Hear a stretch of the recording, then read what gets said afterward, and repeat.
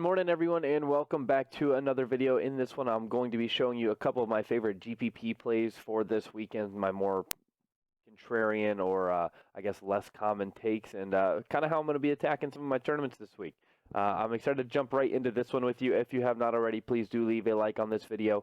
Comment down below if you have any questions for me, whether it's DraftKings, FanDuel, Yahoo, any DFS site, or season-long fantasy questions. I'm happy to give y'all advice when I can. I can't really wait to jump into this one with you. I'm actually really excited. There's a couple of things that really have me pumped for Sunday. I am going to share pretty much my absolute favorite route of attacking tournaments with you. And then I'm going to keep some of my information back because I got to save some for our members over here at DFS Squid. We've had a lot of people signing up lately. We're going to be putting out a little bit of free content here and there just to keep everybody entertained. It's free to make an account on the website, dfs-squid.com. All you have to do is go over there, sign up, make an account. If you're actually interested in getting a membership, let me know down in the comment section below or DM me on Twitter. That's the best way to go about it. But we're going to jump right into this one here. One of my favorite games in this slate with they have a very high over-under projected for a shootout is going to be the Rams-Falcons game. You don't just want to look at an over-under and say, oh, this game's going to be a shootout, let me stack it. There's a little bit more to it. Just one second. Sorry, it's pretty early. My throat's still a little scratchy, but Matt Ryan is looking to be a very chalky play this week at quarterback. Rightfully so. He's averaging a ridiculous 27.4 fantasy points per game, and he's only 6,300.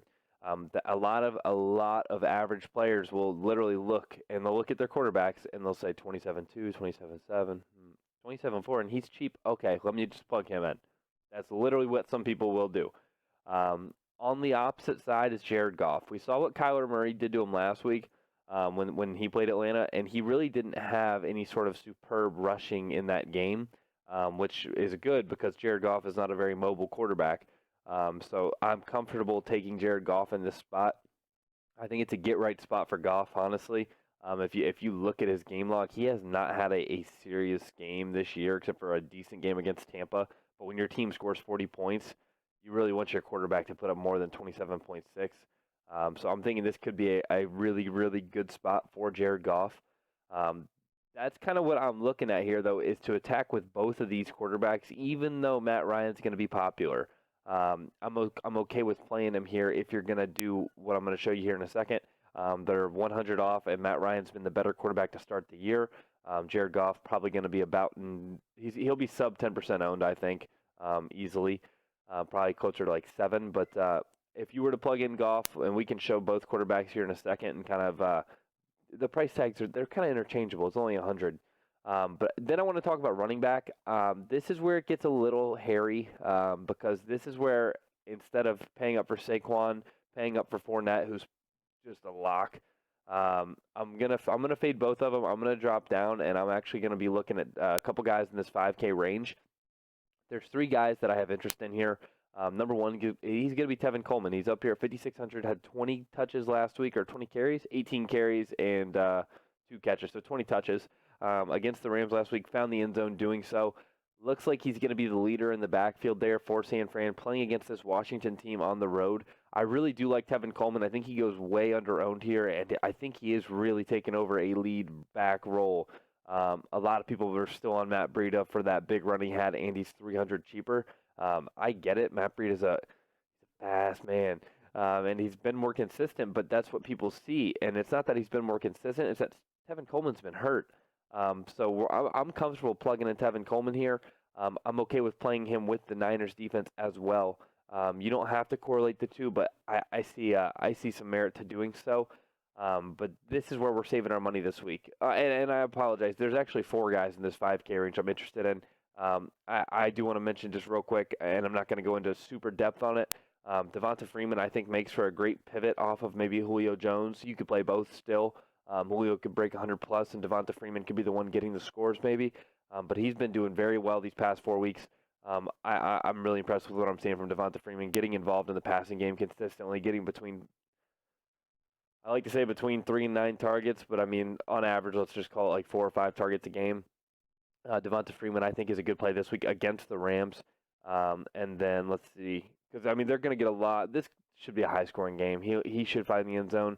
And then these two cheapest guys going to be side by side: Kerryon Johnson, Josh Jacobs. Josh Jacobs, I think, is just in a underrated spot. They're probably going to get smacked by Green Bay, so a lot of people are going to be hesitant to play him for that reason. But with Tyrell the Gazelle out and coming off a bye week, they're going to have to. You just know Gruden was sitting there on a bye week, so we need to get this kid more involved, doing his super. I'm the best coach in the world impression, and I'm not going to be surprised if I see Josh Jacobs touch that ball 20 plus times this week. So I'm okay with paying for him at $5K. Let's go ahead and lock in him and Coleman for this. But like I said, I really like all four of those guys. I'm okay with playing any of them. And then I do want to mention, so what I'm talking about with Matt Ryan is for you to use a more high-owned quarterback like Matt Ryan and kind of give yourself a contrarian lineup to maybe excel or differentiate yourself from the pack in GPPs. What you need to do is not only take let's switch over to Matt Ryan here, just to show you. What you need to do is not just take him and Julio. That's going to be so common, it's ridiculous. You need to take him and Julio, and you need to take Calvin Ridley. Now you have a QB and two of his targets. That's way less common than just Matt Ryan and Julio, number one. Number two, you need to go back up, and then you need to take Cooper Kupp. You need to have two of his targets and somebody on the other side running it back. If you have him, two of his targets, and two people running it back, it doesn't have to be two wide receivers. It could be Gurley. But I prefer, obviously, like Cooks or Woods. That's really how you're going to differentiate yourself this week. That's what I'm looking to do. So if we were doing it with Matt Ryan, this is what I'm looking at, and then I'm going to go ahead and lock in my favorite tournament play of the week at tight end. My favorite tight end of the week, just to be clear, is going to be Evan Ingram. A lot of people on Mark Andrews. I think he could do great this week, but my favorite tight end of the week is Evan Ingram. And that's just for all formats, the best tight end play, I think, this week. My favorite play to differentiate myself from the pack and kind of get some edge on the guys in tournaments is going to be Hunter Henry. Both games he's played, it just looks like this Chargers team wants to get him involved, and God knows right now they need to get him involved. He was a monster last week, but, I mean, without those two touchdowns, you got to think he still scores 21 points, 8 catches, 100-yard game. So he wasn't even end-zone dependent last week, and then in week 1, 4 catches for 60 yards. He's getting the targets. He's getting the usage. Hopefully he stays healthy because he's a beast, and I'm happy to plug him in at $4K. I think it's a pretty cheap price there for Hunter Henry. And then coming over to defense, this is where I get a little shaky now for tournaments because I want to play the Bills. I want to play the Niners. I think they're probably the best plays, but at the same time, you are literally relying on a defensive touchdown. When you pay up for a 4K plus defense, you need a touchdown or you need a shutout and 8 sacks. I mean, seriously, you need, I would say, 13 plus points from this defense. If you're paying 4K plus.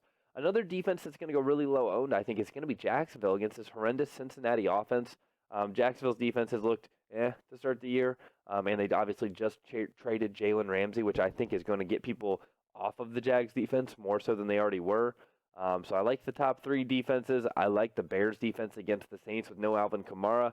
I like the Saints defense against the Bears because the Bears offense has been horrid. And then that's really all I got for you at defense. Those are the 5 defenses I am targeting. I know it sucks for me to say, like, I'm giving you 5. If you're paying up, I'm taking the Niners, especially in this sort of a lineup because I have Tevin Coleman. It makes the most sense to me to take the Niners defense. And it just because you have the correlation with the running back and as well as the fact that I'm pretty confident they're going to beat up on Washington. That defense looks stout. And if you're not paying up, I'm probably going to be leaning towards the Bears defense here against the Saints in Soldier Field with no Alvin Kamara. It just makes sense. If we were to lock in the Bears here, that leaves us with 5,400 for our flex. And then this is where I'm probably going to have quite a few differentiated flexes with the same exact lineup. I'm probably going to have one that has Kerryon Johnson. I'm probably going to have one that has Brandon Cooks, one that has Devonta Freeman, maybe even one with Devin Singletary, and just, think it's a Buffalo onslaught. For this lineup, the best play that you could make is going to be Brandon Cooks, period. In terms of projections and what should happen. But for tournaments, you're going to have Matt Ryan, 2 of his pass catchers. And then you're running it back with Cooper Kupp and Brandon Cooks. You're basically, if this game shoots out like the Tampa Bay Rams game did, we don't need a 95 total score. I mean, it could just be like 31 to 34. Either way, these four receivers are going to be involved if this game shoots out. And if they all find the end zone and two of the four find 100+ yards, or everybody's getting a lot of catches, it's a very air oriented game. I mean, it's in the dome. You have to love this play. And then also, I'm obviously, like I said, if you wanted to go Goff, though, there's one more thing I wanted to mention.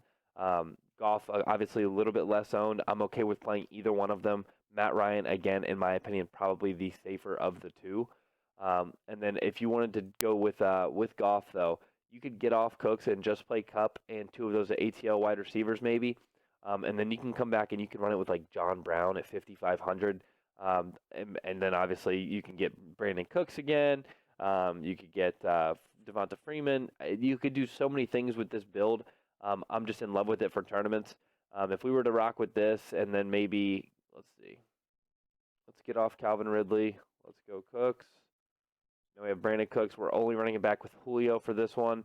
And then let's see if we pay up for defense where that leaves us. That's going to leave us with 4,300. This value is pretty slim this week. For value, I'm not going to. I got to save the actual players for the members because I feel like I'm giving out a little too much on a lot of these videos. But I am looking to target this Oakland Green Bay game for some value with Terrell the Gazelle out, as well as a lot of those Green Bay targets are out. I'm looking to target that game for value, period. I'm also okay with playing a quarterback outside of the correlation, maybe a cheaper quarterback that I'm on, but it could just be a naked quarterback that you're saving some money on, hope they get some points, and then stack the rest of the guys. And that's really what I'm looking at for value. I also don't hate the Tennessee Titans for some salary saving players there, but that's really about it. So when I'm looking at this 4,300 range with Chris Thompson out for Washington, it's hard not to like AP because the usage will be there, and you'll hope that he finds the end zone. But at the same time, against this Niners defense, how confident can you really be that they're going to be running the football? So for this range, I would probably look for somebody, like I said, in that Oakland Green Bay game. But I'll leave it at that. I hope that y'all did enjoy this video. It's been an absolute pleasure getting up and recording these videos for y'all in the morning. I really hope that y'all are enjoying the content I'm pushing out.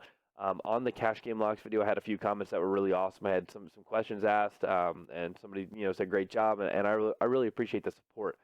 It's been really fun, and I hope that y'all have been using some of this information, because I'm telling you, it's actually been pretty spot on. If you exclude my Thursday night game breakdown recently, but obviously Patrick Mahomes getting hurt, there's not much you can do about it. Well, good luck to everybody this Sunday tomorrow. It's going to be an awesome Week 7 for us at DFS Squid. If you have not already, like I said, please ask questions, DM me on Twitter. At least go make a free account and check out the website. We put a lot of time and effort into it, and we are happy to talk to you about it if you have any questions. And I wish y'all good luck, and I will be seeing y'all tomorrow morning with my Sunday Night Football breakdown.